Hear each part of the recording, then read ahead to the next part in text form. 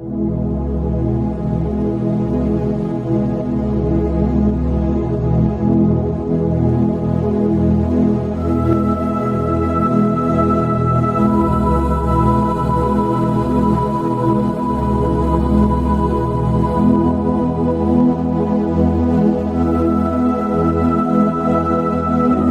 रोजमर्रा की जिंदगी में ना कुछ बहुत छोटी छोटी आदतें होती हैं जिनका असर हमारी सोच और हमारे कामों पर बहुत गहरा होता है। तो आज हम एक ऐसे ही अदब पर बात करने वाले हैं, इस्लामी तहजीब का एक कायदा। हाँ, हर काम को खुदा के नाम से शुरू कर।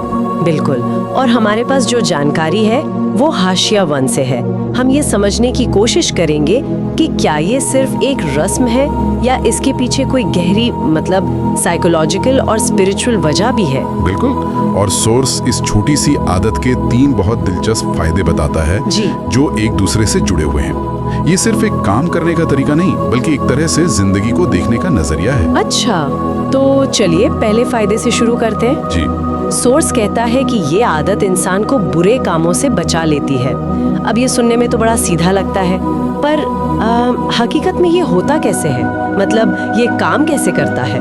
देखिए, ये एक तरह से ना एक अंदरूनी मॉरल कंपस सेट कर देता है। Moral compass? अच्छा। मतलब सोचिए, जब भी आप कोई काम शुरू करने वाले हैं और खुदा का नाम लेने वाले हैं तो आप एक पल के लिए रुकते हैं, बिल्कुल, अनजाने में ही सही, और उस एक पल में दिमाग में सवाल आता है कि भाई जो काम मैं करने जा रहा हूँ क्या वो इस लायक भी है कि उसे खुदा के नाम से शुरू किया जाए। ओह, तो मतलब ये रस्म से ज्यादा एक तरह का एक मेंटल ट्रिगर। हाँ, एक मेंटल ट्रिगर बन जाती है जो हर बार सोचने पर मजबूर करे। बिल्कुल। क्योंकि जाहिर है कोई चोरी करने या झूठ बोलने से पहले खुदा का नाम तो नहीं लेना चाहेगा। नहीं लेगा। तो ये खुद ही एक नैतिक रोक बन गई। कमाल का सेल्फ चेक मैकेनिज्म है ये तो। सही पकड़ा आपने। और हर बार जब आप इस चेक की वजह से किसी गलत काम से रुकते हैं तो आपका ज़मीर और मजबूत होता जाता है। ठीक है, तो ये तो हुआ गलत कामों पर एक तरह का ब्रेक। लेकिन जो अच्छे और जायज काम हैं उन पे भी इसका कोई असर होता है क्या? मतलब क्या ये सिर्फ एक डिफेंसिव मैकेनिज्म है या कुछ प्रोएक्टिव भी है इसमें? यहीं पर सोर्स हमें एक दूसरी और ज्यादा गहरी परत दिखाता है। अच्छा। हाँ, जब आप एक जायज काम, मान लीजिए अपनी नौकरी या पढ़ाई, खुदा के नाम से शुरू करते हैं ना, तो आपकी सोच की पूरी दिशा ही बदल जाती है। कैसे? आप उस काम को फिर सिर्फ दुनियावी फायदे के लिए नहीं करते, वो काम आपके लिए एक बड़ी जिम्मेदारी बन जाता है, एक अमानत या कह लीजिए एक इबादत का दर्जा ले लेता है। अच्छा, तो ये काम के लिए सही मानसिकता मतलब एक राइट माइंडसेट तैयार करता है। जी। अगर आप ये सोचकर कोई प्रोजेक्ट शुरू करें कि ये पाक जिम्मेदारी है तो आप उसे ज्यादा ईमानदारी से करेंगे और लगन से करेंगे। हाँ, बजाय इसके कि आप सिर्फ डेडलाइन पूरी करने के लिए काम कर रहे हो। इससे तो काम की क्वालिटी पर सीधा असर पड़ेगा। बिल्कुल। आपका इरादा, आपकी नीयत सब सही हो जाती है। आप काम को सबसे अच्छे नुक्ते से शुरू करते हैं। ठीक है, तो नीयत सही हो गई, काम की क्वालिटी भी बेहतर हो सकती है। हाँ। लेकिन सोच के हिसाब से क्या इसका असर काम के नतीजे पर भी पड़ता है? मतलब क्या सिर्फ अच्छी सोच और मेहनत काफी है या कोई और एलिमेंट भी है? और यही तीसरा और शायद सबसे गहरा फायदा है। सोर्स कहता है कि जब आप अपना काम खुदा को सौंपकर शुरू करते हैं ना, तो उसकी मदद आपके साथ जुड़ जाती है। उसकी मदद? हाँ, उसकी बरकत और शैतान की जो रुकावटें होती हैं उनसे भी उसे महफूज कर लिया जाता है। बरकत, ये लफ्ज हम बहुत सुनते हैं, इसको थोड़ा और खोलकर समझाएंगे? हाँ बिल्कुल। इसे ऐसे समझिए जैसे आपने मेहनत करके जमीन में एक बीज बोया। ठीक है। ये आपकी कोशिश है, लेकिन उस बीज को पौधा बनने के लिए बारिश भी चाहिए, धूप भी चाहिए, सही मिट्टी भी चाहिए। हाँ बिल्कुल। बरकत वही ईश्वरीय मदद है जो आपकी छोटी सी कोशिश को उम्मीद से कहीं बड़े और बेहतर नतीजे में बदल देती है। आपकी मेहनत उतनी ही है पर उसका फल कई गुना बढ़ जाता है। वाह। मतलब ये सिर्फ एक साइकोलॉजिकल बूस्ट नहीं है कि हाँ मैं अच्छा महसूस कर रही हूँ। सोर्स के हिसाब से ये एक हकीकी स्पिरिचुअल कनेक्शन है जी, जो आपके काम में सीधे तौर पर मदद करता है। जी। और सोर्स इसे एक दो तरफा रिश्ते की तरह बताता है। उसमें एक बहुत खूबसूरत लाइन है कि खुदा का तरीका ये है कि जब बंदा उसकी तरफ तवज्जो करता है तो वो भी बंदे की तरफ तवज्जो करता है। तो ये सिर्फ एक रस्म अदा करना नहीं हुआ, ये एक तरह का संवाद शुरू करने जैसा है, जहां आप अपनी कोशिश पेश करते हैं और खुदा अपनी रहमत से उसे पूरा करता है। तो कुल मिलाकर बात ये हुई कि खुदा के नाम से काम शुरू करना ये सिर्फ एक धार्मिक रस्म नहीं है। नहीं। ये तो एक पूरा प्रैक्टिकल टूल है जो पहले आपके ज़मीर को जगाता है, आपको गलत से रोकता है, फिर आपकी नीयत को साफ करके काम को बेहतर बनाता है और आखिर में ईश्वरीय मदद को शामिल करके नतीजों में बरकत डालता है। बिल्कुल सही कहा।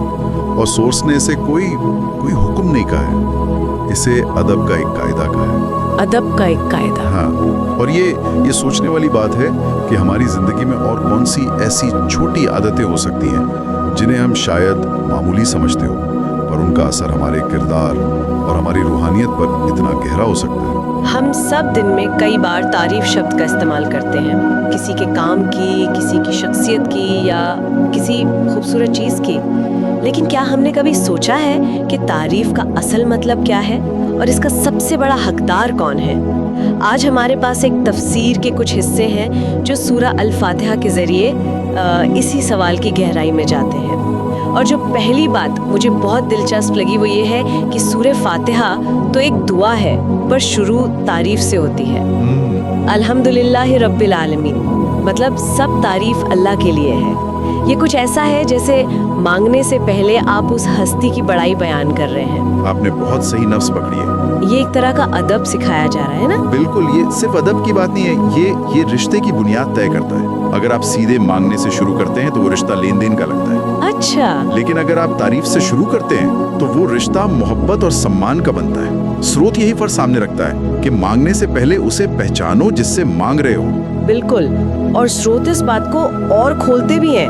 वो कहते हैं कि हम तारीफ असल में दो वजहों से करते हैं जी। एक किसी की जाती खूबी या कमाल की वजह से और दूसरी किसी के एहसान की वजह से। हाँ, इसे समझना बहुत जरूरी है। पहली वजह है किसी का अपना कमाल।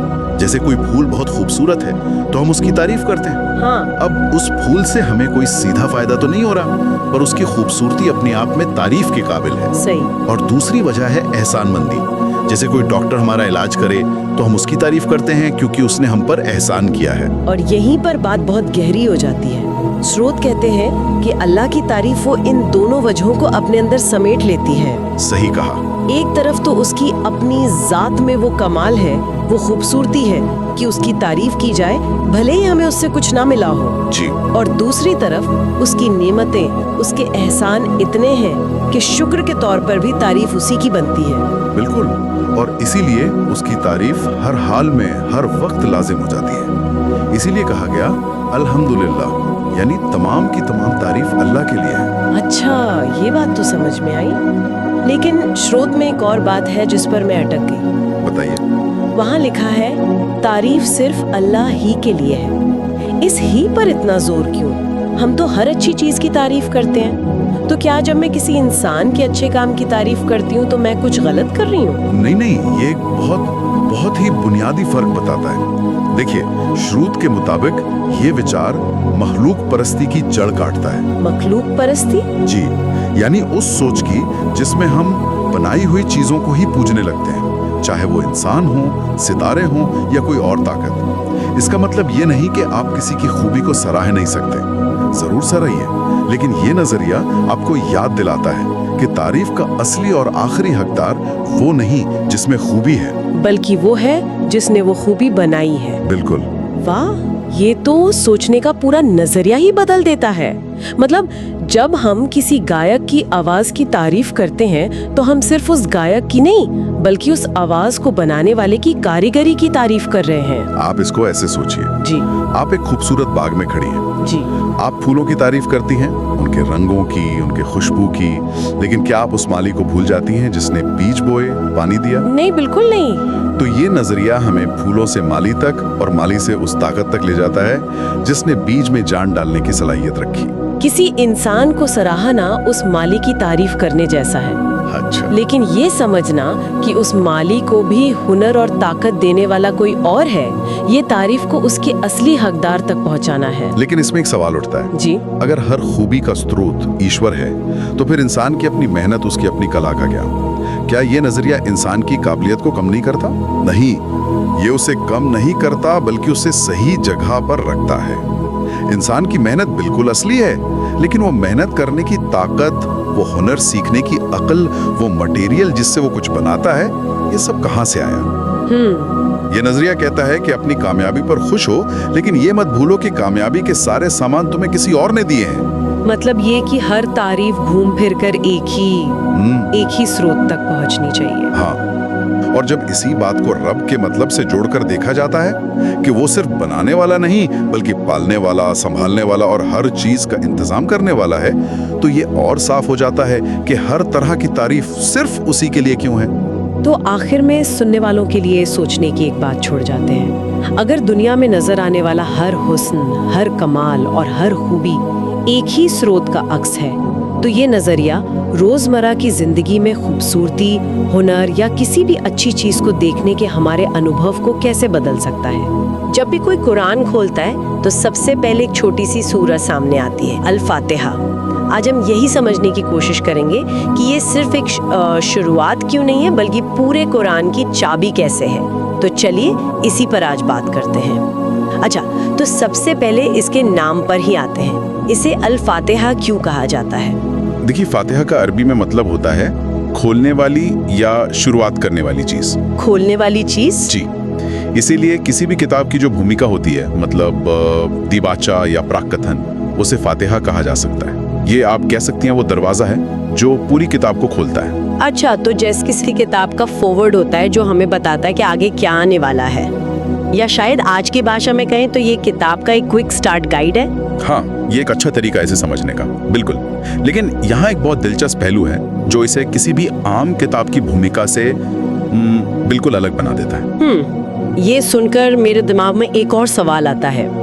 अगर ये किताब की शुरुआत है, तो क्या ये पैगंबर मोहम्मद पर नाजिल होने वाला भी सबसे पहला हिस्सा था? ये एक बहुत अहम बात है जिसे साफ करना जरूरी है। अल फातिहा नाजिल होने वाली सबसे पहली मुकम्मल सूरा थी, लेकिन सबसे पहली आयतें नहीं। अच्छा, इससे पहले दूसरी सूरतों की कुछ अलग अलग आयतें नाजिल हुई थी। उनमें और इसमें क्या फर्क था? मतलब ये इतना खास क्यों है कि पहली मुकम्मल सूरा थी? फर्क बहुत बड़ा है। मिसाल के तौर पर जो सबसे पहली आयतें नाजिल हुई वो सूरा अलक की थी, जिनका मतलब था पढ़ो। राइट। वो एक सीधा हुक्म था जो उस खास पल में पैगंबर के लिए था। लेकिन सूरा फातिहा एक मुकम्मल, अपने आप में पूरी दुआ है। ये किसी एक पल के लिए नहीं, बल्कि हर उस इंसान के लिए है जो इस किताब को उठाएगा। ओके, तो ये किताब के शुरू में और ये नाजिल होने वाली पहली मुकम्मल सूरा भी है। मुझे लगता है इन दोनों बातों में कोई गहरा ताल्लुक है। इसका असल मकसद क्या है फिर? बिल्कुल, और यही वो नुक्ता है जो सब कुछ बदल देता है। असल में ये सूरा एक दुआ है। एक दुआ? जी, एक दुआ है जो खुदा ने हर उस इंसान को सिखाई है जो उसकी किताब को समझना चाहता है। इसका मकसद सिर्फ शुरुआत करना नहीं है। तो फिर क्या है? कुरान और सूरा फातिहा का रिश्ता सिर्फ एक किताब और उसकी भूमिका जैसा नहीं है, बल्कि ये दुआ और दुआ के जवाब का रिश्ता है। एक मिनट, सूरा फातिहा एक बंदे की तरफ से अर्जी है, एक दरखास्त है। और पूरा कुरान? और पूरा कुरान जो उसके बाद आता है वो उस दुआ का जवाब है, वो हिदायत और रहनुमाई जिसकी मांग की गई है। ओह, ये तो सोचने का पूरा नजरिया ही बदल देता है। इसका मतलब तो ये हुआ कि कुरान कोई ऐसी किताब नहीं जिसे बस चुपचाप पढ़ लिया जाए। ये तो उस सवाल का जवाब है जो पढ़ने वाले ने अभी अभी पूछा है। आपने बिल्कुल सही समझा। ये पढ़ने के पूरे अमल को एक निजी बातचीत बना देता है ना? बिल्कुल। बंदा कहता है इहदिनस सिरातल मुस्तकीम, यानी हमें सीधा रास्ता दिखा, और इसके फौरन बाद जवाब शुरू हो जाता है। जी, अगला शुरा शुरू होता है अलिफ लाम मीम। ये वो किताब है जिसमें कोई शक नहीं, हिदायत है परहेजगारों के लिए।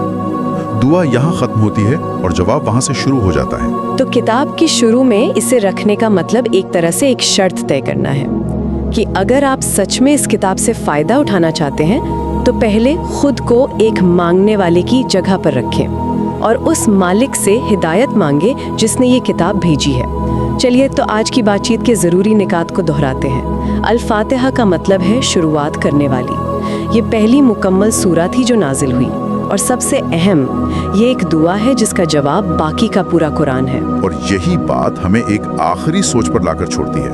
अगर कुरान इस दुआ का जवाब है तो उसे किस जहनियत से पढ़ना चाहिए? एक आलोचक या सिर्फ जानकारी हासिल करने वाले की तरह नहीं, बल्कि एक सच्चे साधक की तरह जो पूरी ईमानदारी से सीधे रास्ते की तलाश में है।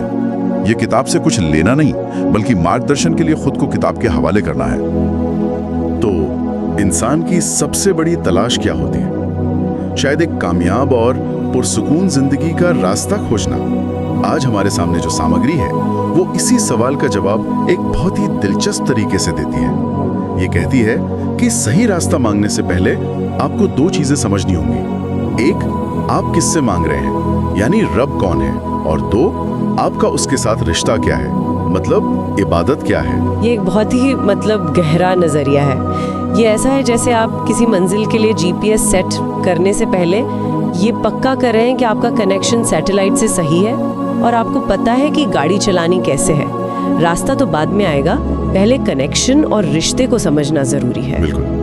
तो चलिए इसी सफर को शुरू से समझते हैं। इस टेक्स्ट के मुताबिक रब का असल मतलब क्या है? जब हम ये शब्द इस्तेमाल करते हैं तो क्या ये सिर्फ भगवान या गॉड का एक और नाम है? देखिए, यही सबसे आम गलतफहमी है। टेक्स्ट के हिसाब से रब सिर्फ एक उपाधि नहीं है, ये एक कह सकते हैं पूरा मैनेजमेंट सिस्टम है। इसके 3 हिस्से हैं जो मिलकर एक मुकम्मल तस्वीर बनाते हैं। पहला हिस्सा है मालिक और आका। मालिक और आका जी, इसका मतलब है कि हर चीज पर असल मिल्कियत उसी की है।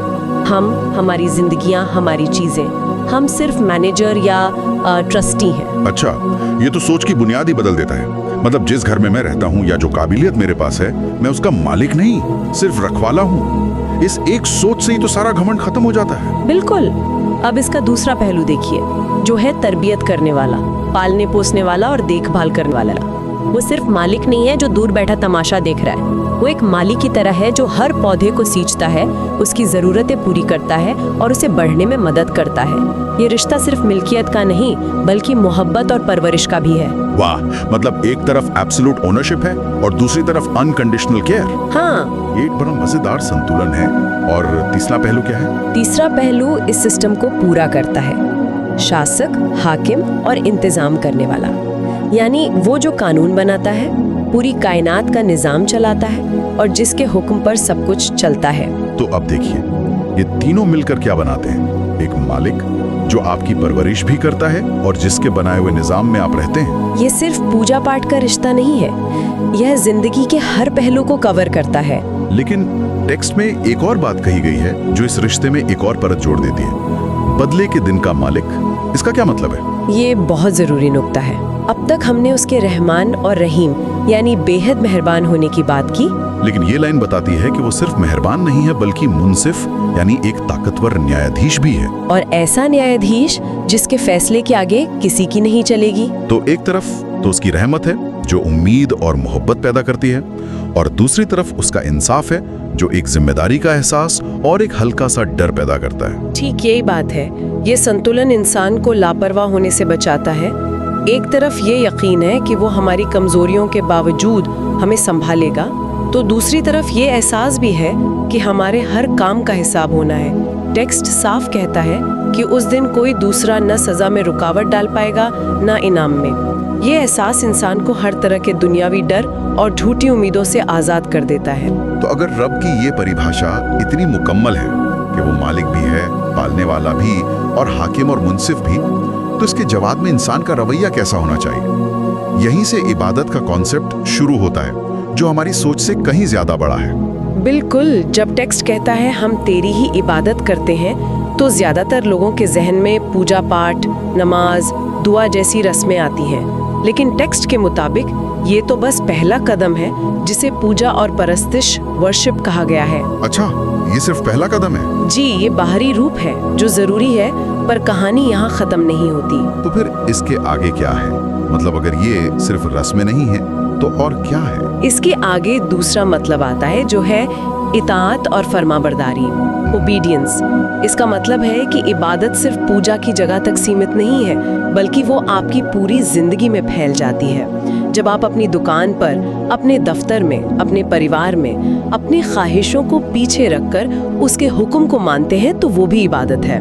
वाह, तो इसका मतलब ये हुआ कि कोई इंसान अपनी दुकान पर ईमानदारी से सामान बेच रहा है, या कोई अपना काम पूरी लगन से कर रहा है तो वो भी इबादत का ही एक रूप है। बिल्कुल। ये तो जिंदगी को देखने का नजरिया ही बदल देता है। वही तो, ये इबादत को कुछ मिनटों की रस्म से निकालकर 24 घंटे की जिंदगी का हिस्सा बना देता है। लेकिन एक और सबसे गहरी परत भी है। एक तीसरा मतलब बताता है बंदगी और गुलामी, सर्विट्यूड।